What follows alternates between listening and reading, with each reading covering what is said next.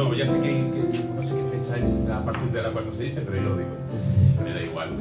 Feliz año nuevo y bienvenidos a la primera charla del 2023 de los enigmas y más. Antes de empezar la charla, tres cositas. Primera, yo me voy luego a tomar algo a la barra para agradecer, entre otras cosas, y porque están muy ricos los cócteles, cómo nos cede el local, todo el trabajo de Ivonne y de todo el equipo, y poder disponer de esto, que parece que no, pero se monta una buena para modificar el local para la charla. Segunda, al margen de la charla de hoy, va a haber una, no en Bilbao, sino en Álava, en el campus de la Universidad del País Vasco, el día 7 de febrero, entre 17 y 19 horas, que la va a dar Sigfrido Vázquez Cienfuegos, que es doctor en Historia de América y profesor de la Universidad del País Vasco, y hablará sobre visitas extraterrestres en la antigüedad. La charla la organiza el historiador Óscar Álvarez Gila, que nos ayudó en el ciclo Historia Fantástica que organizamos con la Diputación en octubre del 2021, y se titula Demasiado oscuros para ser civilizados. La solución racista está en los alienígenas ancestrales. Esta charla, ya les daré la información, se podrá ver por streaming. Y les aviso que es muy interesante porque Sigfrido no tiene pelos en la lengua, conoce muy bien todo el mundo de lo que se llamaba astronautas en la antigüedad y ahora se llama alienígenas ancestrales por Canal de Historia. Vamos a poner en marcha, se habrán dado cuenta que no han recibido un mensaje esta semana diciéndoles este sábado nos vemos en el Da Vinci. Vamos a poner en marcha una lista de correo más ágil que la que teníamos hasta ahora. Yo apuntaré a los que me acuerde que tienen correo electrónico, porque no tengo acceso a los correos electrónicos, y si no, si quieren estar en esa lista de correo, que les molestaremos muy poquito, manden un mensaje a escépticos.euskadi@gmail.com y ahí les contaremos lo que se haga en Bilbao, lo que se haga en San Sebastián, lo que se haga en Vitoria, lo que se haga en Guernica, lo que se haga donde se haga. Y ya antes de presentar a César, lo último, y no voy a decir más, porque no puedo decir más, el 13 de febrero tenemos Día de Darwin en la Biblioteca de Bidebarrieta a partir de las 18:30 horas, es decir, apúntenlo en la agenda. Bueno, vamos a ver si encuentro donde tengo yo la chuleta de lo de hoy, que es muy sencillo. Es muy sencillo, el problema lo va a tener el ponente, claro. Hoy empezamos, tengo aquí a César Higuero, que nos va a dar una charla sobre energía, algo muy oportuno que propuso él además y nos pareció muy bien en el entorno en el que estamos, con los precios, como saben todos, de la energía disparándose, los combustibles fósiles, digamos que Europa de la que Europa depende de ellos y dependiendo de Rusia, los sueños de la fusión nuclear a raíz del último anuncio que hicieron en Estados Unidos. César es ingeniero industrial en la especialidad de electricidad por la Escuela de Ingeniería de Bilbao, aunque el trabajo le ha mantenido siempre fuera de lo que es la fábrica pura y dura. Siempre ha estado interesado en el mundo de la energía y también en el mundo de la pseudociencia relacionada con la energía, las máquinas de movimiento perpetuo, las energías infinitas y esas cosas.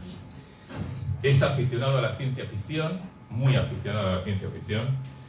Es miembro del Círculo Escéptico, ahora mismo forma parte de la Junta Directiva y es uno de los impulsores de Enigmas y más y de otras cosas que se hacen en Bilbao y alguien imprescindible para nosotros. La charla se titula, a ver que lo tengo por aquí y lo tienen ahí detrás, ¿verdad? Así que voy a tener que mirar atrás. Energía, presente y futuro, entre la abundancia y la escasez. Y ya sin más, te dejo a ti y yo me voy. Les recuerdo que las preguntas al final. Vale, muchas gracias a todos por venir. Bueno, lo primero que quería decir antes de empezar con la charla propiamente dicho es que realmente es un tema del que yo tengo muy pocas certidumbres. Si alguien espera salir convencido y sabiendo qué va a ocurrir en el futuro próximo y qué vamos a hacer, cuáles van a ser nuestras alternativas, qué precios vamos a pagar, desgraciadamente no puedo decirlo, ya me gustaría, pero me parece que es un mundo muy variable, con cambios tecnológicos día a día, con nuevas tecnologías y nuevas limitaciones, tanto en materias primas como en recursos. Así que empezamos. Lo primero que quería resumir, bueno, al final se me ha movido el cartel, como siempre, es un poco tema de unidades, porque al final siempre nos volvemos locos. Y voy a empezar a mencionar unidades y voy a intentar simplificarlo, pero voy a intentar resumirlo. Lo primero, dos cosas. Una cosa es la potencia y otra cosa es la energía. La potencia, que se mide en vatios, lo que normalmente nosotros en nuestra casa usamos son kilovatios. Kilovatios es potencia, es las cosas que podemos conectar a nuestra red. Por ejemplo, un horno consume 2000 vatios, una bombilla 10. Y así vamos sumando y tenemos una potencia que tenemos disponible.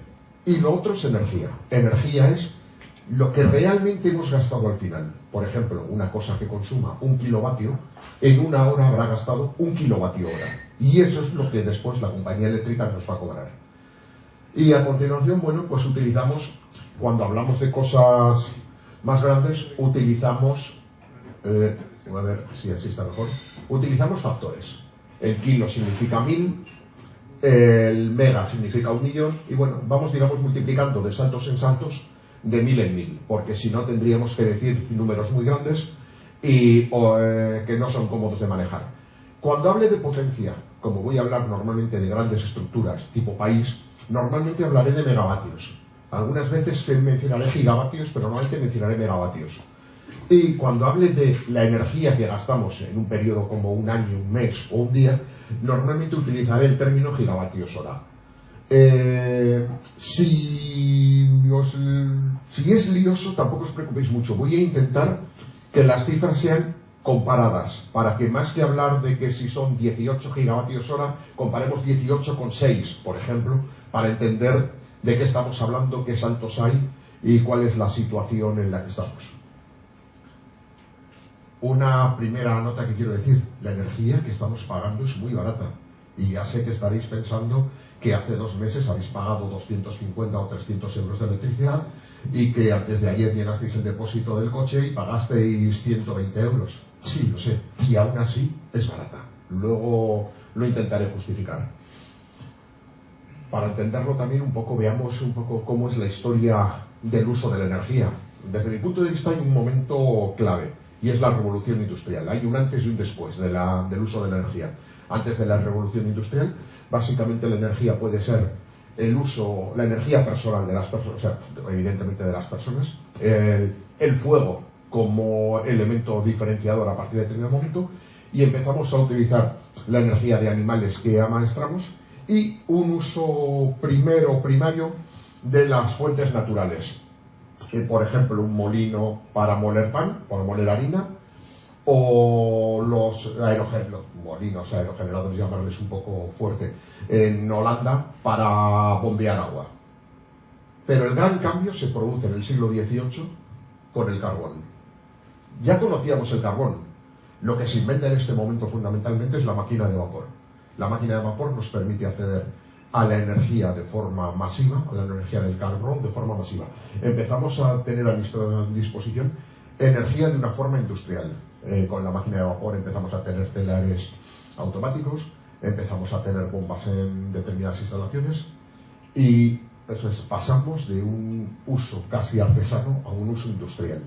Y por supuesto, en el siglo XIX llega el petróleo. Hoy la situación es esa, petróleo y carbón, se sigue utilizando. Parece que el carbón es una cosa que ya no utilizamos, que ha quedado anticuada, pero si habéis visto las noticias, en Alemania hay una gran polémica en este momento por una nueva mina de carbón, con oposición ciudadana. En Polonia sigue habiendo minas de carbón y se está quemando carbón. Y sigue siendo, si no la energía más utilizada del mundo, una de ellas. El petróleo, por supuesto, está ahí. Y lo que hemos metido en la ecuación en este momento es la energía nuclear desde mediados del siglo pasado.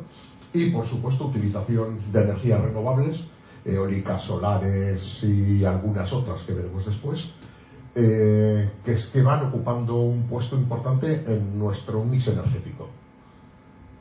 Mix energético que es este. Hoy la electricidad en España, estos son datos del 2021, se ha producido de esta forma.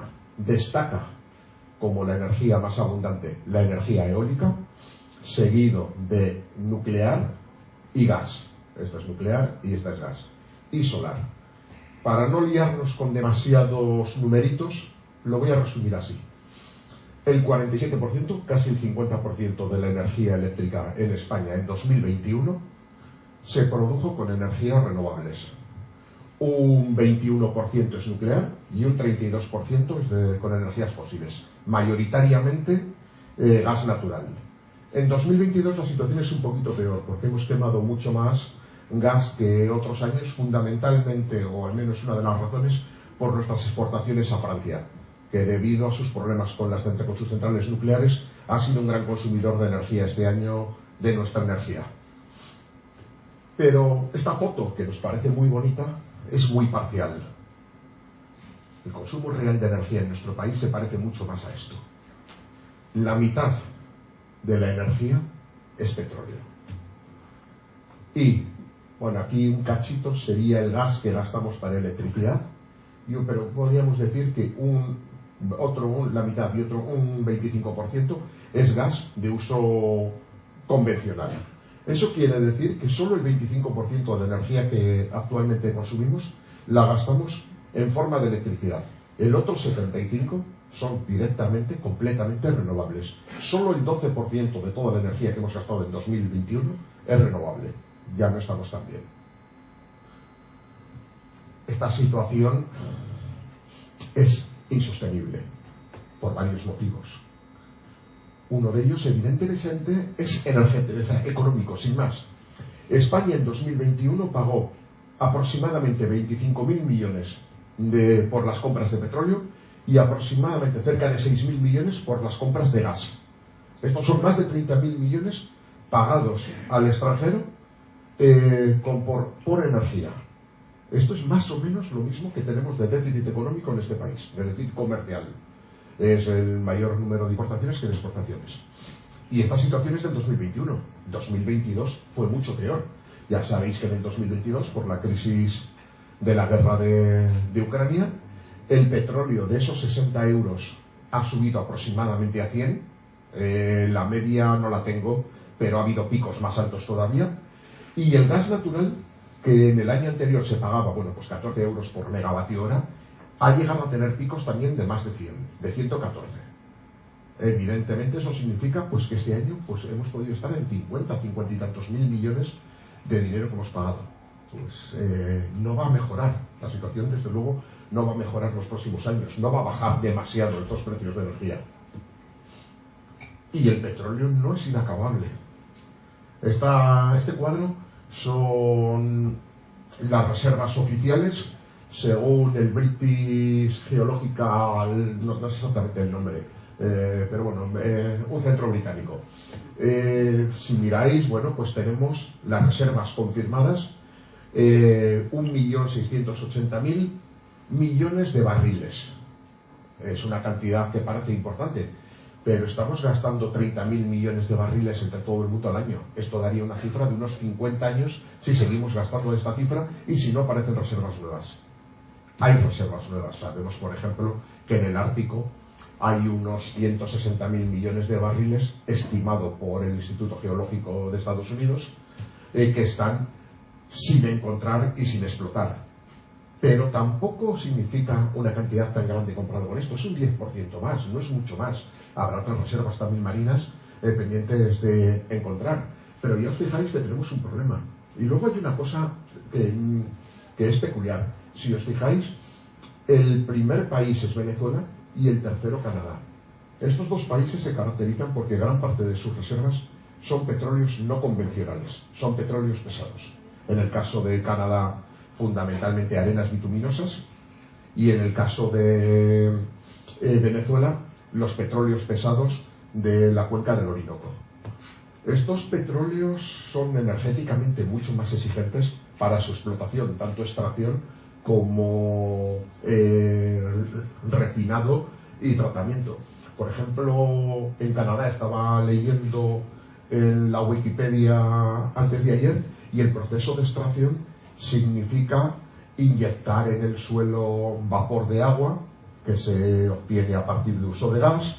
Con ese vapor de agua se consigue licuar ese petróleo, que más que petróleo habría que casi llamarle chapapote o galipó, como le hemos llamado aquí toda la vida, porque son materiales muy densos y muy pesados. Y bueno, por eso se consigue licuar y se extrae, pero estamos gastando mucha energía en conseguir extraer.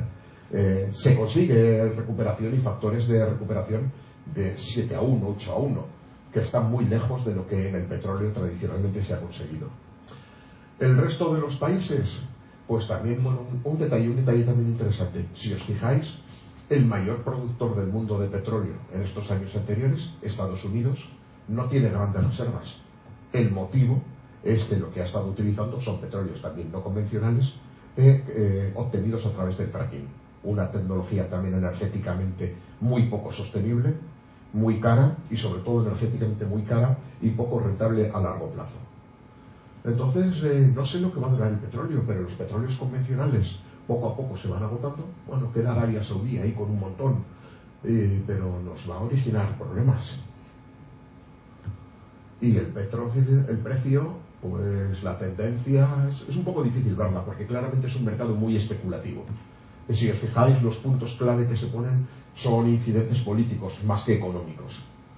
Pero la tendencia es que cada pico es un poco mayor que el anterior, normalmente.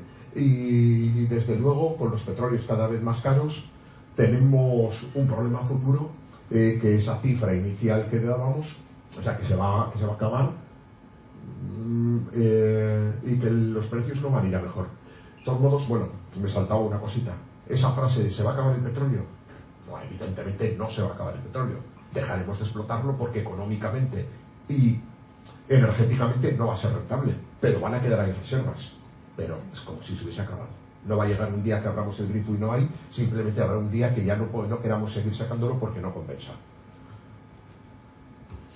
Respecto al gas, que es la gran alternativa, yo creo que en este caso hay más dudas sobre las reservas, porque he sumado, en algunos sitios se lee que las reservas de gas son para cientos de años, y sin embargo si las sumas tampoco da para tanto, también da para 40-50 años.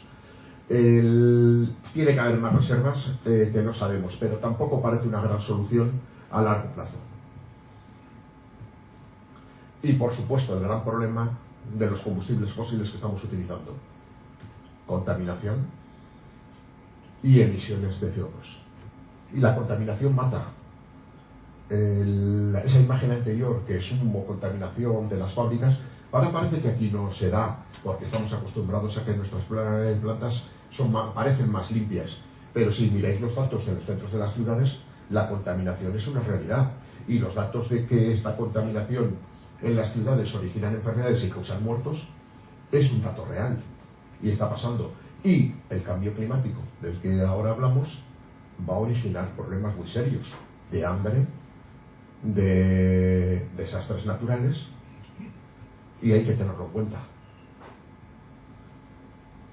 Pongo esta simplemente porque no es un tema del que haya pensado hablar en la charla, porque no es el tema que he analizado, pero bueno, si miramos lo que ha ocurrido con la temperatura en estos últimos años, observamos un incremento que se sale completamente de lo que estos siglos anteriores ha ocurrido.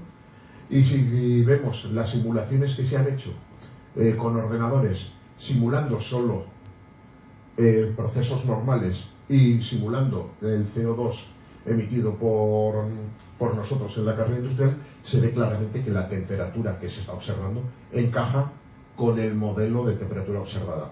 Esto es una forma de que siempre que alguien dice que no, que el cambio climático, que el calentamiento es un proceso natural, que es debido al sol, debido a factores naturales, las cifras no dicen eso.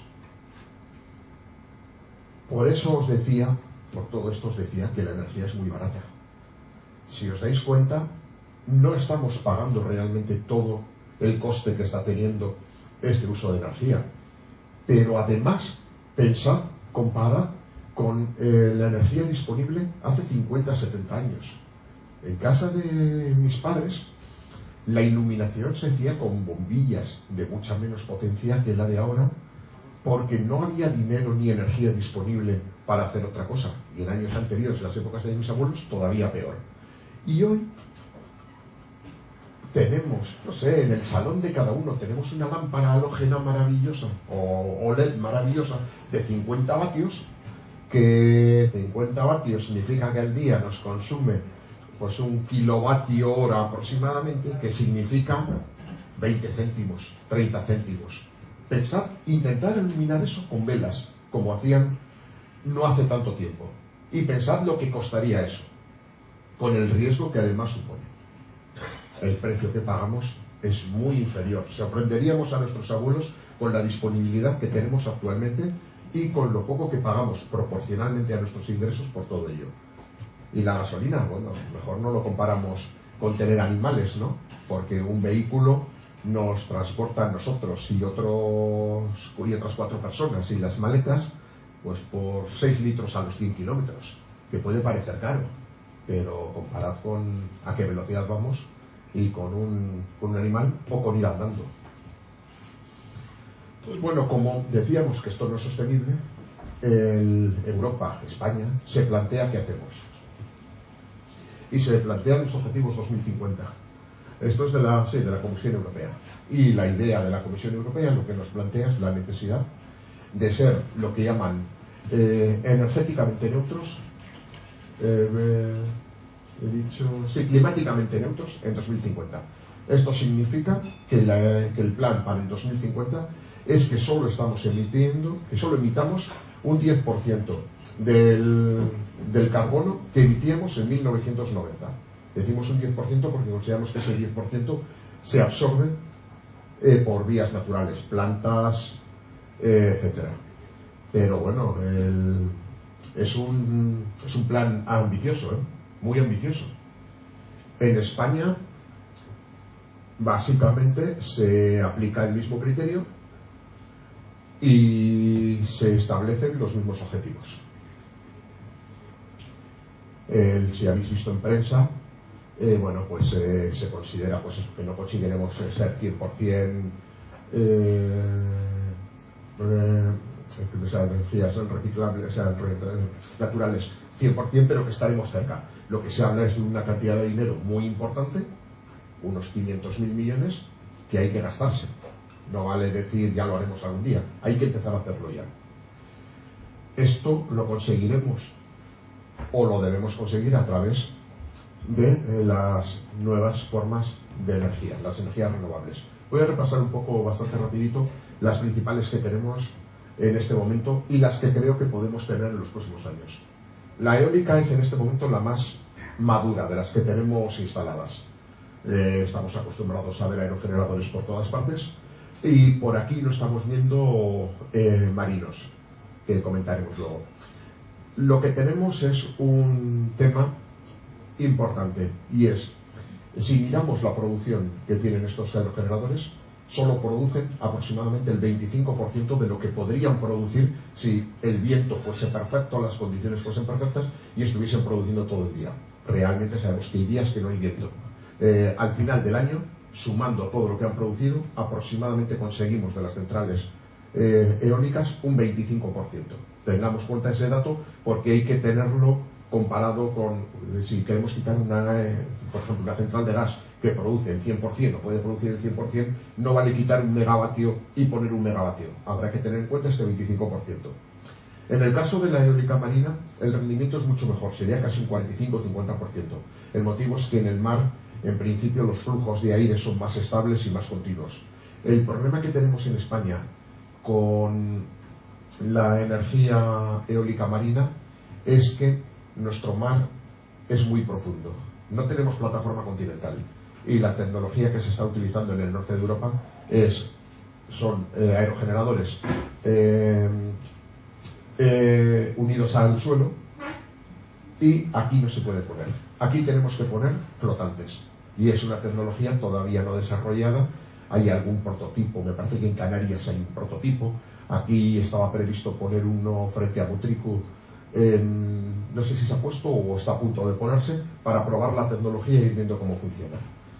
El tema que también hay que tener en cuenta, no sé por qué me ha puesto el numerito tan pequeño que casi no se ve, es qué nos cuesta poner estos aerogeneradores para tener la foto un poquito completa. Más o menos, poner uno en tierra cuesta aproximadamente 1 millón de euros cada megavatio que instalemos. Y sin embargo, los marinos, el precio yo no he visto datos tan fiables. Lo que he utilizado es información, por ejemplo, de alguna de las compañías que dice vamos a invertir tantos millones en poner tantos generadores. Pues bueno, miras el tamaño de los molinos y divides y me sale como unos 4 millones en el mar. Entonces es 4 veces más caro, pero a cambio produce también casi el doble. La solar es la otra que estamos acostumbrados a ver. Aquí os pongo imágenes de los dos grandes tipos de centrales. Por una parte las fotovoltaicas y por otra parte las térmicas. Las térmicas, ya sabéis, son espejos que concentran el calor en una torre, que las nuevas lo que hacen es calentar unas sales que incluso se pueden almacenar, y con esos sales después entra en un ciclo térmico normal, generando vapor y produciendo electricidad. Las centrales tienen una ventaja: estas sales se pueden almacenar. No sé si recordáis que hubo unos años que hubo cierta polémica porque la gente pensaba que había fraude porque la energía solar producía electricidad por la noche. Bueno, pues es posible. Esta produce electricidad por la noche. Evidentemente lo que ha hecho es guardar ese calor durante el día y puede producir electricidad a la noche. La fotovoltaica evidentemente no. El precio de instalar estas instalaciones, es la fotovoltaica también está aproximadamente por 1 millón de euros el megavatio, parecido más o menos a la eólica. Y la termosolar está más caro, unos 5 millones aproximadamente. Es una tecnología un poquito más complicada. Y lo que sabemos es datos reales del 2021. Esa cifra que antes decía eólicas producen el 25%, las fotovoltaicas producen aproximadamente un 17% y las otras un 23%. El motivo de la diferencia es que si pones más superficie puedes conseguir utilizar el sol mejor a lo largo del día, y que están puestas en zonas con mejor calidad de sol. No sé, a nadie se le ocurriría poner una termosolar en Vizcaya, y sin embargo fotovoltaicas sí que tenemos. Entonces el rendimiento del 17% parece difícil mejorarlo. La hidráulica también la conocemos todos. Tenemos embalses, hay agua y lo turbinamos. Aquí la cantidad que producimos, he puesto un 20%, pero esto sí que es tan variable que depende del año. Si os fijáis, en 2010 produjo 41.000 gigavatios hora. Sin embargo, en 2017, 18.000 solo. Depende del agua, depende de la sequía, depende de las lluvias que tengamos. Y el peligro que tenemos, el gran problema, es que las previsiones que nos dicen los meteorólogos y los climatólogos es que las lluvias no van a aumentar. Entonces, va a ser difícil que aumentemos la producción de hidráulica en los próximos años. Y construir embalses nuevos tampoco parece socialmente aceptable. Es muy difícil, los sitios en principio más razonables ya están ocupados, y mover ahora gente y echar a gente de sus pueblos pues también sería complicado. En principio, yo los datos que he visto de planes para el futuro, nadie se plantea construcción de grandes centrales nuevas. El mar, ya que vivimos al lado de la costa, tenemos muchísima energía en el mar. El problema está en cómo obtenerlo. Las grandes formas de conseguirlo son olas, corrientes y mareas. Hay otras, pero son más minoritarias y todavía más especulativos, y en una fase todavía más preliminar de pruebas. Mareas aquí es prácticamente inviable. Nuestra diferencia de alturas en las mareas no justifica grandes instalaciones. Y las que se están haciendo en otras partes del mundo significa, ponernos una cala y hacer una especie de presa. Tampoco parece muy sostenible ni ecológico. Y bueno, también sería difícil defenderlo. Entonces nos quedan olas y corrientes. Las corrientes son muy interesantes por las características del mar en la zona de Galicia y en la zona, evidentemente, del estrecho. El problema que tenemos en las dos zonas es que las dos son zonas con muchísimo tráfico marítimo.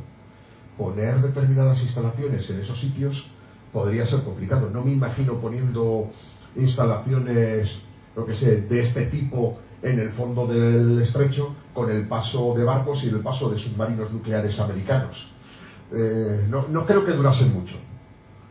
Y olas, que es la otra gran posibilidad.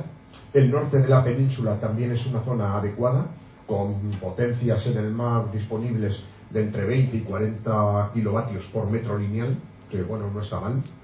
Y mira, esto que está aquí es la estación de olas de Bútrico, una estación experimental pero conectada a la red. Lleva 11 años conectada a la red, inyectando energía. El problema es que bueno, la potencia es muy pequeña, realmente es un centro experimental más que productivo, y no hay ningún sitio en el mundo que esté produciendo de forma seria para pensar qué podemos hacer. Esta solución de ponerlo en espigones y ponerlo en puertos parece una buena solución, poco agresiva, que nadie se va a quejar y se va a poner, pero hay muy pocos sitios donde poderlo poner. Y tampoco vamos a poner en la costa, no sé, no me imagino en Jaizkibel tampoco poniendo kilómetros de colectores de este tipo. Entonces no nos queda más remedio que irnos a soluciones en el mar.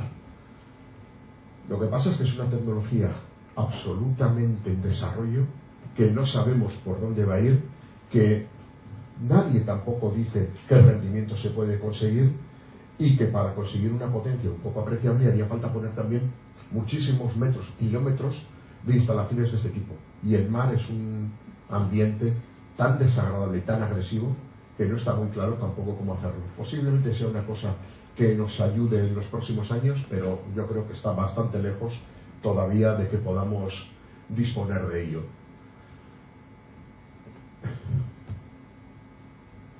Y por último de estos quería comentar lo que es un poco la biomasa. Hace unos años se habló muchísimo de biocombustibles, de plantar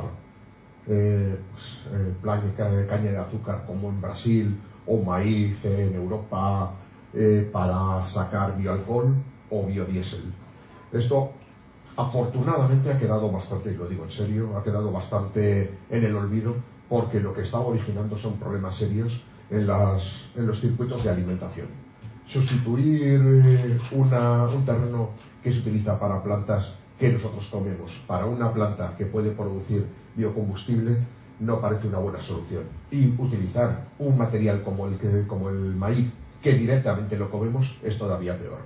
La esperanza al respecto está en nuevas tecnologías que también se están desarrollando, lo que se llamaban biocombustibles 2.0, que a partir de enzimas y reacciones biológicas, por ejemplo, bacterias y microorganismos, que produzcan gas a partir de restos, más que de lo que es el propio alimento. Si conseguimos producir biogás a partir de la paja o de los restos vegetales o de ganadería, esto sí que es una buena solución. Se están poniendo instalaciones de biogás en España a partir de restos de ganadería, a partir de purines, por ejemplo, pero también está habiendo, como suele pasar, oposición vecinal por tema de olores y preocupación por la propia contaminación. Para ver un poco cómo estamos y luego veremos hacia dónde tenemos que ir, estas son las energías renovables que tenemos instaladas en España en los últimos años.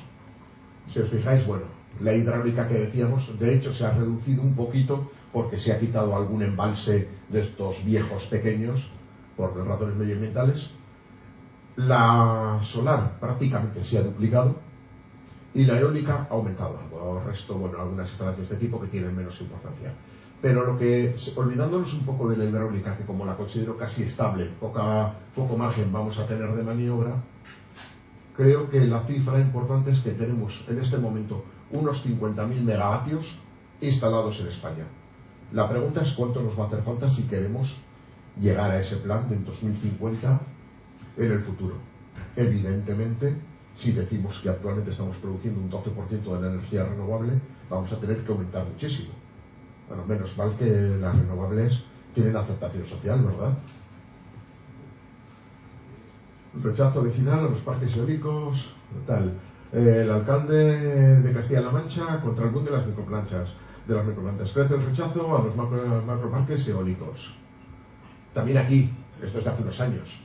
Si os acordáis, hubo un plan de poner unos molinos en el Gareco. Hubo una oposición muy fuerte. No estoy entrando a cuestionar si tienen razón o no tienen razón. Lo que digo es que la oposición existe. Bueno, en fotovoltaica pasa lo mismo. Ahí tenéis oposición al sitio donde se pone, oposición. Y en marina, pues parece que tampoco nos interesa. Ahí tenéis dos proyectos que hay y la oposición que tenemos. Es complicado. A ninguno nos gusta que nos pongan las instalaciones al lado de casa, pero seguimos queriendo tener electricidad. Habréis visto también, supongo, que esta semana o la semana pasada se anunció que aquí en el País Vasco se iba a volver a instalar nuevos parques, que había no sé cuánto, no recuerdo el número exacto de proyectos que estaban aprobados a punto de aprobarse, la gran mayoría de ellos en Álava. Yo estoy seguro que vamos a tener oposición vecinal en alguno de ellos. No queda más remedio, o sea, va a ocurrir, porque no nos gusta. Un aspecto que no hemos hablado es, habréis oído hablar de que la energía tiene un problema de almacenamiento y tenemos que almacenarla. Sabéis que decimos que la energía renovable tiene un problema, es irregular. Ahí no es como otras que está produciendo siempre sin problemas. Evidentemente, cuando no hay sol no se produce electricidad en las solares, y cuando no hay viento no se producen las eólicas. Para resolver esto tenemos que buscar una forma de almacenarlo. Para ver un poco cómo es esta intermitencia, he sacado un par de gráficos de Red Eléctrica Española y son datos reales. Este es, si no me equivoco, sí, del día 17, esto es del martes. Si os fijáis, están unos días, las horas centrales del día, esto es eólico, perdón, esto es solar, produce solar. Mira, esta marquita roja es la solar térmica, vemos que tenemos muy poco instalado y produce muy poco. Y eólico, pues se pasa todo el día produciendo a buen ritmo. Es un día que apenas quemamos gas, la banda está amarilla. Vale, pues está muy bien. Cuando deja de funcionar el sol, aumentamos un poco el gas, pero también, sobre todo, estamos utilizando hidráulica. Afortunadamente estamos en unos días que ha llovido y la gran escasez de agua y que los embalses estaban casi vacíos se está resolviendo y podemos turbinar. Pero ¿qué pasó en julio? Creo que sí, no, en septiembre el dato que he puesto. Si os fijáis, es un día que la solar funciona parecido, pero casi no hay eólica. Es un poco más, tal como lo presenta Red Eléctrica, realmente esto irá por aquí abajo. Pero bueno, pero hay muy poca producción. ¿Qué ocurre? Como consecuencia, quemamos muchísimo gas, porque no tenemos almacenamiento, ni hemos utilizado tanto hidráulica porque no había tanto agua. Si miramos día a día, estos son datos reales del 2021 también, es la producción de renovables a lo largo del año. Si os fijáis, a primeros de año incluso sobraba, si contamos la media, pensando una media de cómo es, incluso sobraba energía, estupendo. Pero cuando llega agosto y septiembre, fijaos lo bajos que estamos. Necesitamos muchísima energía guardada, o necesitamos elevar esta curva muy arriba poniendo muchísimos centrales nuevas, poniendo muchísimos molinos. Los datos reales, la media han sido 333 megavatios hora por día, y el mínimo el día 20 de noviembre aquí fueron 156, menos de la mitad. ¿Cómo acumulamos energía? Pues no es fácil. Baterías es lo primero que se nos ocurre, pero las baterías no parecen una gran solución si queremos almacenar eso que veíamos ahí, la energía que nos sobraba en enero para guardarlo para septiembre. Las baterías pueden ser una muy buena solución en periodos cortos, incluso digamos dentro del día, lo que almacenan esas solares que están produciendo a mediodía para entregar la energía más tarde, pero mucho más no parecen una gran solución. Otra posibilidad son, ¿por qué no?, los coches eléctricos. Si tenemos coches de batería, vamos a tener un montón de capacidad. Cada coche de los que se están vendiendo ahora tiene entre 50 y 75, incluso algunos 100 kilovatios hora de batería. Seguro que toda no la podemos utilizar, pero si un pequeño porcentaje podemos usarlo para el uso que necesitemos, podría ayudarnos a la gestión. Evidentemente esta energía no va a ser posible inyectarla a la red, no parece sensato, porque convertir la energía continua en alterna en cantidades tan pequeñas, tan distribuidas, no parece una buena solución. Pero como almacenamiento local doméstico puede ayudarnos a que los picos y los valles de energía se suavicen. Pero las dos grandes formas de almacenar energía son el agua, las centrales de bombeo. Una central de bombeo es básicamente un embalse encima de otro, y cuando sobra energía el agua del embalse de abajo se sube al de arriba, y cuando hace falta se baja. Aquí hay un modelo, y luego tengo una foto de uno que me ha gustado, y bueno, se sube arriba y se baja. Y la otra forma de almacenar, porque tiene mucho hidrógeno, mucha energía, puede ser el hidrógeno. El hidrógeno también tiene sus inconvenientes, pero bueno, puede ser una forma de almacenar energía si resolvemos los problemas que tiene. Que tiene problemas. Uno de ellos es que pesa muy poco. Entonces, aunque tiene mucha energía por unidad de peso, conseguir grandes cantidades de energía es o lo comprimimos o lo licuamos. Y en cualquier caso cuesta. Para que os hagáis una idea, por comparar, 1 kilo de gasolina tiene 12 kilovatios hora de energía. 1 kilo de hidrógeno tiene 33. Es un montón de energía. El problema es que 1 metro cúbico de hidrógeno a temperatura y presión ambiente solo pesa 70 gramos. Entonces pensad todo lo que nos hace falta para tener los kilos de combustible necesarios. Y obtener el hidrógeno también es caro energéticamente. La electrólisis tiene un rendimiento aproximadamente de un 60%, no mejor. Y bueno, pues eso significa también que perderíamos energía. Y también gastaríamos sin licuarlo. Y aprovechando un pequeño paréntesis, es una de estas cosas que igual importa de entrar menos en la charla, pero me ha parecido interesante. Una de estas discusiones, ¿qué vamos a hacer con los coches? Si seguimos teniendo o no lo seguimos teniendo. Pero ¿vamos a tener coches con batería o vamos a tener coches de hidrógeno? Bueno, evidentemente cada una de las dos cosas tiene sus ventajas y sus inconvenientes. El gran inconveniente de las baterías es su peso. Una batería de estas que comentábamos de 75 kilovatios hora puede pesar 500-600 kilos. Es un montón de peso. El otro gran inconveniente es cargarlo. Hay cargadores rápidos, pero tampoco parece que un cargador rápido sea una solución para millones de coches. En este momento, para hacernos una idea, en España hay aproximadamente 23 millones de automóviles. Imaginaos que tenemos 23 millones de vehículos con batería y todos queremos enchufarlo a la misma hora con un cargador rápido de media hora. Es que no hay red que pueda soportarlo. Entonces ahí tenemos un problema. El hidrógeno, sus grandes ventajas. La energía del hidrógeno es muy alta y, como os decía, el inconveniente es que tratar el hidrógeno es muy complicado. Supongo que algunos de vosotros habéis visto el lanzamiento del SLS hace 2 meses y veríais que había fugas de hidrógeno por todas partes, y es la NASA que se supone que tiene la mejor tecnología para gestionarlo. Pues bueno, fue un problema.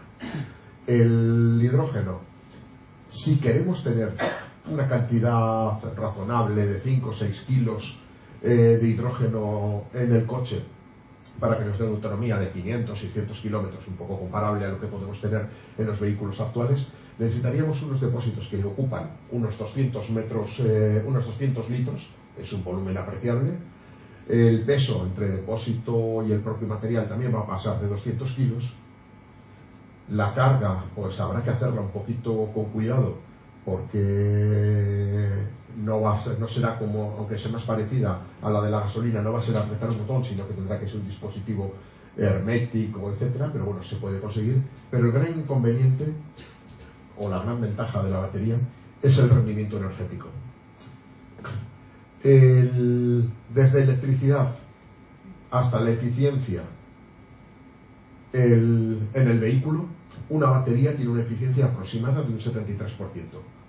Un motor de hidrógeno, un 22%.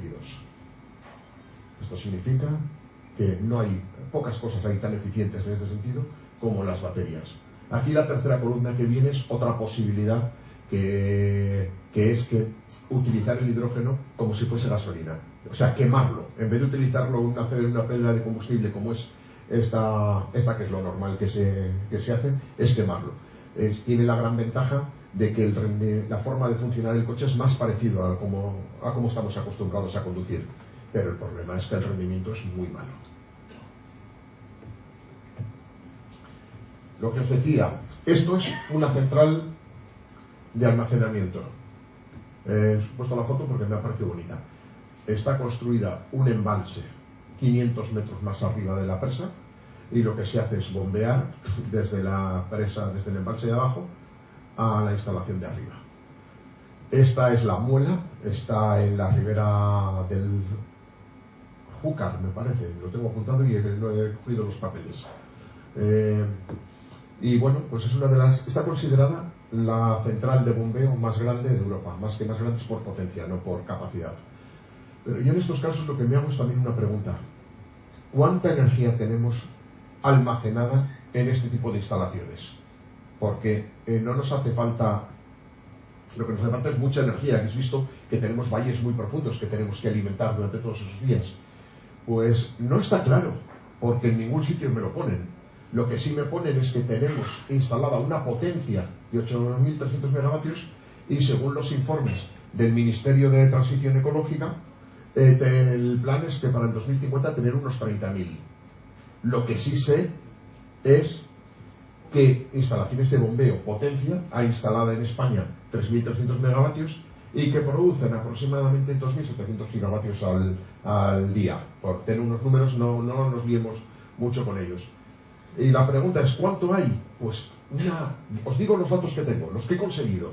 Iberdrola dice que ellos tienen instalados 4.000 megavatios y que almacenan 90 gigavatios. 90 gigavatios es el consumo de 3 horas en España, aproximadamente, para que os hagáis una idea de lo poco que supone. Otros, pues también tendrán unos 4.300 por diferencia y no sé cuánto, pero el embalse más grande que tiene pues puede almacenar unos 49. Hay otros proyectos, pero tampoco son muy grandes, unos 16, o sea, no tengo un dato, pero yo he estimado que puede haber 250 gigavatios almacenables en España. No creo que haya más. Y eso es un consumo muy, muy escaso. Da para los circuitos, para los flujos dentro del día, pero no para mucho más. Y bueno, ¿cómo vamos a hacer esto con estas tecnologías?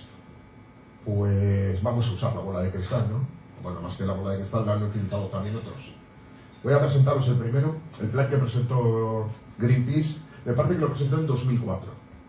Es un plan que yo cuando lo he visto en su momento miré alguna cosa, pero no miré en profundidad.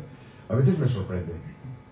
1.900 es una cantidad mayor que la que hoy gastamos entre electricidad, petróleo y gas. Es una cantidad que aparentemente no tiene ningún sentido.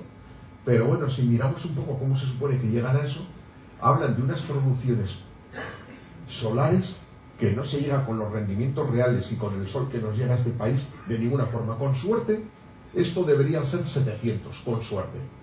Después, bueno, a mí me ha llamado la atención un poquito ver cómo hemos cambiado el enfoque en estos 20 años. Eran muy optimistas. Hablaban de las olas poner 17 gigavatios y producir 59.000. Producir 17 gigavatios significa poner miles de kilómetros de colectores de olas. Yo no creo que podamos poner miles de kilómetros de colectores de olas en nuestras costas. Y eran optimistas con la biomasa y produce una cantidad importante, sobre todo el tema de residual, cuando realmente en este momento la tecnología no se ha desarrollado. Y sí quiero destacaros una cosa. Su proyecto dice que se ocuparía el 14% de nuestro territorio en estas instalaciones. El 14%. 1 de cada 6 kilómetros cuadrados. Tendríamos que dedicar 1,6 kilómetros cuadrados de nuestra superficie a energía. Es una barbaridad. Si ya tenemos oposición hoy, imaginaos lo que sería esto. Bueno, es lo mismo, pero con un proyecto más pequeño que hacían. Acciona con BNF, que es una gestoría americana, una asesoría que hace estudios, presentó también este estudio de cómo se evolucionaría de potencia instalada, pues las diferentes tecnologías, a cómo sería en 2050. Si os fijáis, bueno, pues destaca evidentemente el carbón desaparece, eso sí está previsto. La nuclear ponen que empezaría a cerrarse también pues del 27 hasta 35, de acuerdo con los planes del gobierno. Y si os fijáis, todo esto que mantiene es gas, o sea, no quita nada del gas que tenemos instalado y lo mantiene. Lo que a mí me parece es que sus ideas de producción es 260, es más o menos, sí, está más o menos lo que actualmente estamos produciendo, pero considera que solo necesitamos 320. Es muy poco. Está hablando solo de electricidad. Eso quiere decir que están asumiendo que la mayor parte del consumo de petróleo y de gas que estamos utilizando para otras cosas lo vamos a seguir manteniendo. Deloitte también presentó en el Parlamento un pequeño proyecto. Tampoco entran en mucho detalle ni en instalaciones. Y ya veis que su plan es fundamentalmente ahorro, porque hay una reducción importante de consumos, y mantiene el gas igual que ahora o más, y bueno, quita prácticamente todo el petróleo. Y por último de estos quería enseñaros el que más se ha hablado en los últimos 2 años, un proyecto de la Universidad de Stanford. Es un proyecto bastante amplio, no solo es para España, es un estudio para muchísimos países, en el que hace un estudio de necesidades energéticas, de cómo producirlo y algunos de sus inconvenientes. Este sí tiene unas cifras más coherentes. Dice que la demanda de electricidad sería 575, cuando ahora son 260. Es coherente con querer quitar gran parte del gas y del petróleo. Luego veréis una estimación mía también a muy grandes números. Para hacer esa producción, ellos hablan de instalar frente a los 23, que ahora tenemos algo más, de molinos en costa, o sea, en tierra, perdón, llegarán a unos 95. En el mar, que no tenemos nada, habla de 15.600. Y lo que habla es mucho de fotovoltaica, por ejemplo, en residencial y en edificios oficiales, además de lo que son las propias instalaciones normales que tenemos. O sea, es una apuesta en su proyecto firme por medidas de utilización de la energía donde podemos utilizarla, y me parece una buena idea y una gran idea, porque es donde menos agresivo es, pero bueno, hay que hacerlo. Almacenamiento, o sea, perdón, esta es la termosolar con almacenamiento, que prácticamente lo duplica, y el resto son, bueno, pequeñas cosas, excepto, bueno, hidráulica, que como hemos comentado, la mantiene. Lo que habla es de instalar terrestre, pues unos 222 megavatios, sumando todas las que hemos puesto, cuando, como os decía, ahora tenemos 50. Está hablando de multiplicar por más de 4 la instalación que tenemos actualmente. Lo que ellos dicen en su plan es que con esas instalaciones producimos todo esto. La diferencia entre 575 y 711 es debido a temas de pérdidas. No entro en ello. Lo que pasa es que a mí, cuando vi esto, me sorprendió las producciones estas, y yo lo que hice fue multiplicar las instalaciones puestas por los rendimientos realmente que os he comentado antes que tenemos, y a mí me sale que eólica con suerte 310, que fotovoltaica con suerte 200, y lo siento, no me creo que no hay ningún año de estos últimos 10 que hayamos producido electricidad hidráulica las cantidades que pone aquí. Con suerte 35, que algunos años ha sido mucho menos. Nos falta muchísima producción. Y otro punto que mencionan, ellos hacen un estudio del almacenamiento necesario para conseguir esto, y destaca que consideran que vamos a tener almacenados 65 teravatios, que son 65.000 gigavatios hora, cuando yo os digo que yo creo que con lo que tenemos hoy pueden ser unos 250, 300, No sé de dónde saca 65.000 cuando no pone más potencia instalada. Realmente, 65.000, para que veáis lo que supone, es todos los embalses que tenemos en España que pueden turbinar agua, sumando, si estuviesen todos al 100%, tenemos almacenados 23.000. Y saca 65.000. Muchos de estos embalses se llenan en periodos mucho más largos de un año. No salen 65.000 de ningún sitio. Vale, también voy a decir que 23.000 la producción real sería mayor, porque como hay embalses en el mismo cauce, lo que se desembalsa del primero baja al segundo y vuelve a producir electricidad. Pero 65.000 garantizo que no. Bueno, os recordaba, esto es la producción y el consumo de energía que tenemos en España actualmente. Aquí he separado el gas que utilizamos para producir electricidad. Y bueno, os pongo una señal de precaución, porque entramos casi, diría, que en el terreno más resbaladizo.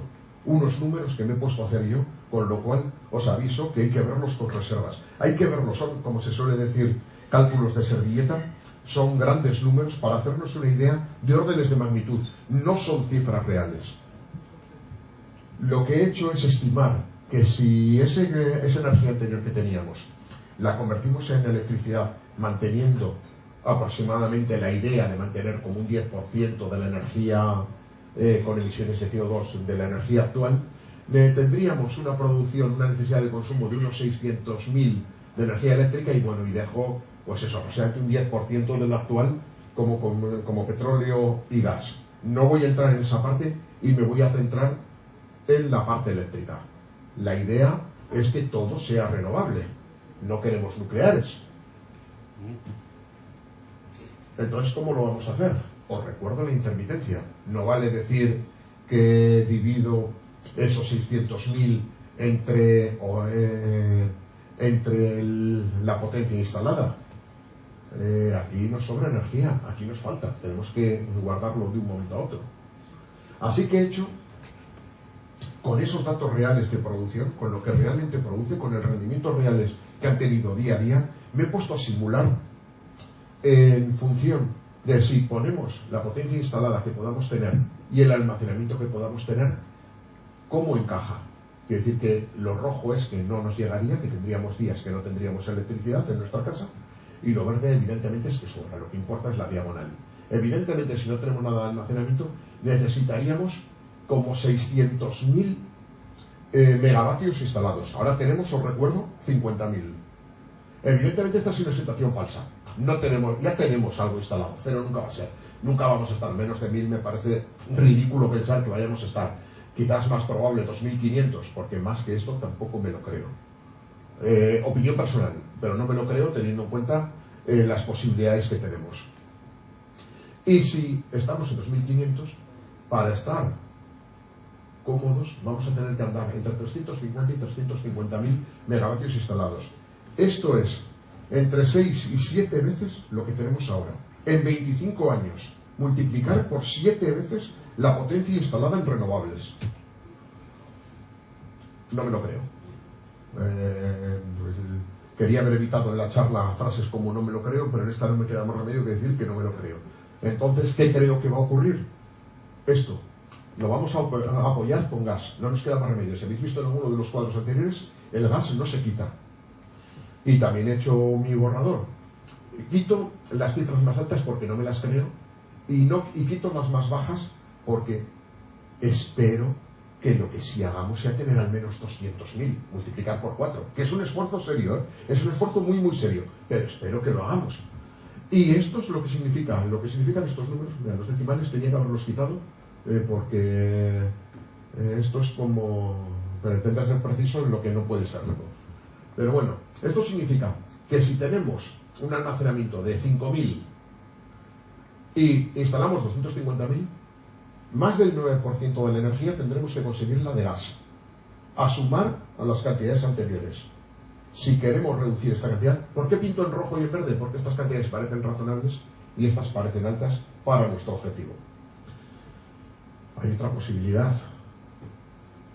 luego vemos estos números más otra vez si queréis. ¿Sabéis que en este momento tenemos ese pecado que parece que no podemos hablar? Tenemos 7.100 megavatios instalados en centrales nucleares. Tenemos 7 reactores. Si mantenemos esos reactores, la foto mejora un montón. Ya con 250 estamos en unas cifras mucho más razonables. Y aquí estamos mucho mejor. Si en vez de 7 tuviésemos 14, digo 14 reactores, no es tener 50 como en Alemania, perdón, como en Francia. Es una cantidad bastante razonable. Esto bajaría ya a naranja y todo esto sería verde. Pero estaríamos hablando de centrales nucleares. Hay que hablar de ellas, evidentemente. Es una realidad. Sé que la gente, sé que vosotros probablemente estéis en contra de ellas mayoritariamente, pero es una realidad. Lo he puesto en inglés y me he propuesto en alemán, pero quiere decir que la oposición a las centrales nucleares y los lemas han sido internacionales. Yo creo que menos en francés, que están más aceptadas porque están acostumbrados a ellas. En España, como os decía, hay 7.117 megavatios instalados y el porcentaje de uso que os comparaba que antes que las eólicas tienen un 25, las nucleares tienen un 90. Están prácticamente todo el tiempo funcionando con normalidad. Perdón. Ahora, lo único, pues también hay cosas, vale, voy acelerando, que me están echando. Una central nuclear se tarda mucho en construir, entre 7 y 10 años, y barata no es. Lo que antes os decía que las renovables vienen costando unos 1.000 millones, aquí puede costar 7.500 o algo más, de precios, viendo los precios que están costando en Europa construir las centrales nuevas. Si comparamos lo que cuesta, lo que costaría con esos precios, comparar, pues construir, poner un gigavatio que, bueno, ocuparía 1 kilómetro cuadrado, costaría unos 7.500 millones. Si ponemos eólicas, costaría 6.000, pongo 6.000, porque como el rendimiento es la tercera parte de construir 3 veces más, y como duran la mitad, porque una nuclear puede durar 60, 80 años, y un aerogenerador entre 20 y 30, pues unos 6.000 millones, con lo cual, bueno, el orden es parecido, y sin embargo el marino el precio es mucho más alto. En las nucleares no voy a hablar de accidentes, es decir, es lo que a todos nos asusta y está ahí, no vamos a ocultarlo. Han ocurrido 2 grandes accidentes en la historia de la energía nuclear y bastantes más pequeños. Esta imagen es de Chernobyl y esta es de Fukushima. Y los residuos. Bueno, esta es la imagen que todos tenemos, ¿verdad? Los barriles por ahí tirados y llenos de residuos peligrosísimos. Bueno, pues evidentemente no. Los residuos nucleares serios, los importantes, los graves, se transportan con unas medidas de seguridad que no tienen nada que ver con esto. Estos son barriles simplemente pintados. La producción de residuos nucleares de las centrales nucleares es muy pequeña comparado con el volumen de residuos de centrales térmicas. Me parece que la producción de residuos son unos 200 metros cúbicos al año, de los cuales unos 20 son de alta actividad. Todo el resto son residuos que se dejan en el Cabril unos años y después se entierran sin ningún tipo de riesgo. La fusión, la gran alternativa, si tuviésemos un sol en medio de una sala, sería una maravilla. Por diferenciarlo rápido, las centrales que tenemos, lo que hacemos es bombardear, ya sabéis, un núcleo pesado, normalmente de uranio, pero puede ser plutonio y algún otro, con un neutrón, y ese se rompe y produce energía. Las de fusión lo que hacemos es unir 2 núcleos de hidrógeno que al unirse también producen energía. Hay 2 formas de enfocarla actualmente, 2 grandes formas de enfocar la fusión: la contención inercial y la contención magnética. Contención inercial es esto. Además de esta habréis oído hablar hace unos meses. Es tener una bolita de combustible y bombardearla con láseres. Así. Ponemos la bolita, una bolita pequeña de combustible, y la bombardeamos con láseres hasta que explota. Habréis visto la noticia que se ha conseguido más energía que la que se ha gastado. Es un gran avance, pero tiene cierta trampa. Una de esas trampas es que ciertamente se ha conseguido más energía en la fusión que la energía que llevan los láseres, pero no que la energía que se ha gastado en crear esos láseres, y por bastante. Me parece que tenía 2 gigajulios, bueno, 2 para lo que nos importan los láseres, y ha gastado 200, y ha producido como 4. O sea, estamos todavía muy lejos. Y luego hay algunos otros problemas, como es cómo lo vamos a repetir. Lo han conseguido una vez, pero para que esto se pueda hacer hay que hacerlo, repetirlo de forma permanente varias veces, como mínimo por minuto. Entonces está todavía muy lejos, aunque es un avance prometedor. Y la otra forma de hacer energía, pues está en construcción el ITER en Francia. El ITER es, en vez de tener una bolita, lo que se hace es calentar el plasma y tenerlo en un anillo girando y se producen las reacciones. De todos modos, bueno, la gran pregunta, ¿cuándo vamos a tener esto? Ya sabéis, 40 años o 50. Siempre es a 50 años. El motivo es este: inversiones. En la década de los 70, en Estados Unidos se habló de lo que se necesitaba para obtener la energía de fusiones. Se hicieron varios planes, algunos me parecen descabellados vistos los niveles de inversión que había, pero con unos gastos importantes. Ellos consideraban que se podía haber tenido en torno al año 2000. Probablemente eran demasiado optimistas y había demasiado desconocimiento sobre la física real del proceso como para haberlo conseguido. Pero se hubiese avanzado y no se ha hecho. ¿Por qué? Porque ellos también decían que si nos manteníamos en este nivel de gasto, comparado con todo esto, no se conseguiría nunca. Vale, pues se está gastando esto. No se está gastando dinero. Para hacernos una idea, el ITER tiene un presupuesto de unos 25.000 millones. 25.000 millones puede parecer mucho, pero es un proyecto a 10 años en el que participa Estados Unidos, Canadá, la Unión Europea, Rusia, Japón, creo que China, no sé si India. 25.000 millones, 10 años, prácticamente todo el mundo rico. ¿Os parece una gran inversión? Pensad lo que cuesta el presupuesto del Atlético. ¿Cuál es el presupuesto del Atlético en un año? Y comparémoslo con esto. Entonces no se está gastando dinero, no nos lo hemos tomado en serio. Si nos lo hubiésemos tomado en serio, no digo que lo tendríamos, pero desde luego sabríamos dónde estamos, y en este momento tenemos dudas. Muy rápido, esto se lo dejo a John para la siguiente. Hombre, hay posibilidades, ¿verdad? Seguro que habéis visto vídeos de conseguir energía gratis poniendo un cacharrito con imanes en casa. Bueno, ya te voy a comentar este porque, hombre, es el local. Hace unos años,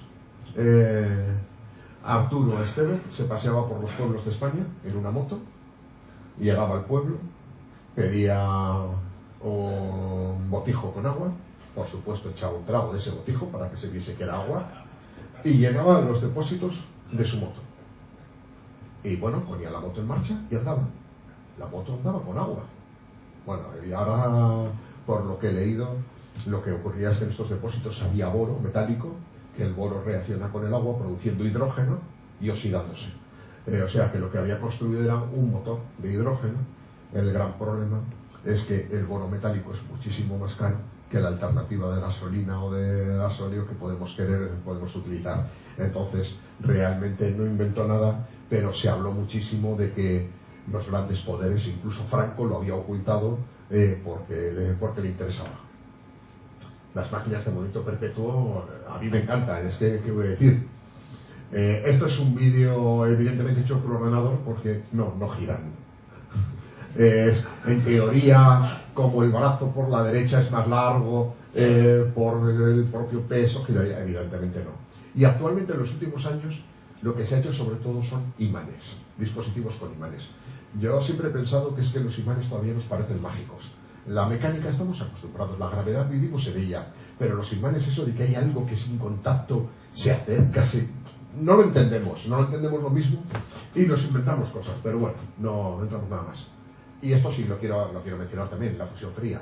Esta fue la gran esperanza hace unos años, mira, y además aprovecho porque la primera charla Joaquín comentaba que ellos mismos habían estado investigando y haciendo experimentos al respecto.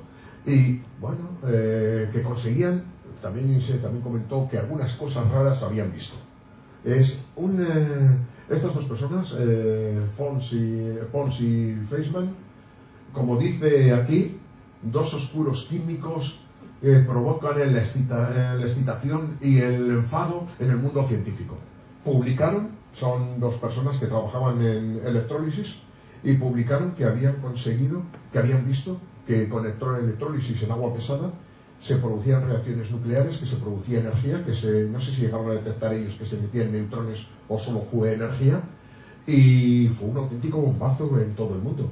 El gran problema es que cuando se ha intentado repetir no se consiguen resultados coherentes.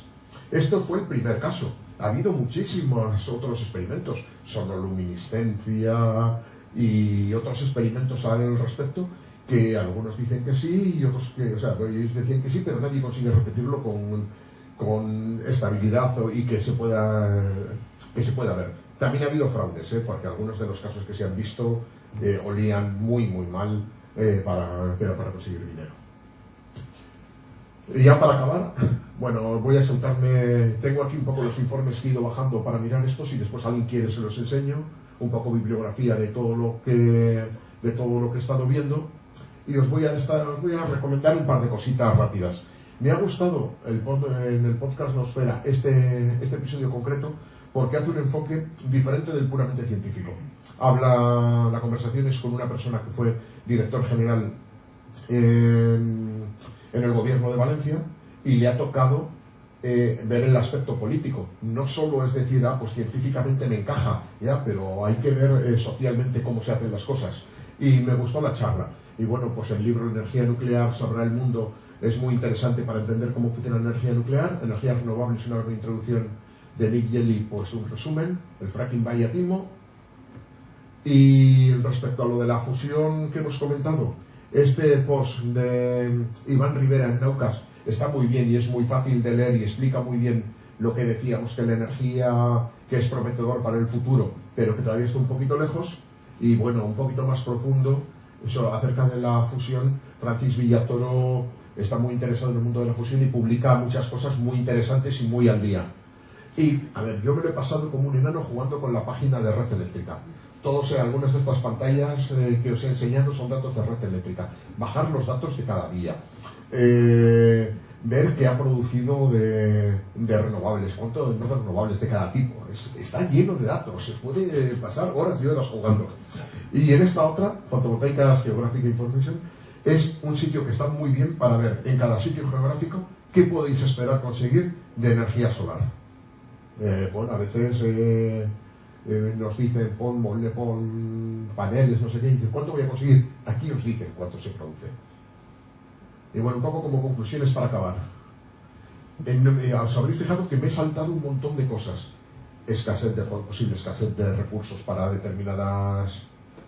estas soluciones. Tierras raras, las tenemos, no las tenemos. Litio para las baterías, está disponible, no está disponible. Hay tanta discusión al respecto que realmente no sé qué decir. Lo que sí tengo muy claro es que también las energías renovables son sucias. Hay que reciclar. Las aspas de los molinos están hechos de unos materiales que no está nada claro qué vamos a hacer con ellos. ¿Vale? El acero, en teoría, es reciclable 100%, con reservas también, pero bueno. Pero las aspas no está tan sencillo. Los paneles solares, ¿qué vamos a hacer con ellos? Hasta ahora da la impresión de que lo único que hacemos es, cuando quitamos paneles viejos, tirarlos al vertedero. Y normalmente el vertedero es en el tercer mundo, que parece que no lo vemos. Entonces, la única energía realmente limpia es la que no gastamos. La opción de ahorro es imprescindible. Es imprescindible. Todo esto que he contado, son tonterías si no conseguimos reducir nuestro nivel de consumo. Porque si no, no llegamos a ningún sitio. Ahorro, yo entiendo, a mí me molesta como al que más pensar que me digan que ahorre en mis pequeñas cosas cuando veo al millonario en su avión viajando para un viaje que dura 2 horas. O, por decir a alguien de aquí, aunque también son millonarios, cuando veo la noticia de que los jugadores del Real Madrid, para viajar a Valladolid, en vez de ir en AVE, se van en su avión privado. Eso me molesta mucho más, pero no quita que hay un montón de cosas que tenemos que hacer. Y el ahorro lo estamos haciendo en muchas cosas, pero también tenemos que ser un poco más prácticos y tenemos que ser conscientes de ello. Y lo que quiero decir es que, bueno, el plan es complicado, es muy complicado, pero es que no nos queda más remedio. Lo tenemos que hacer porque no hay plan B. Así que, nada más.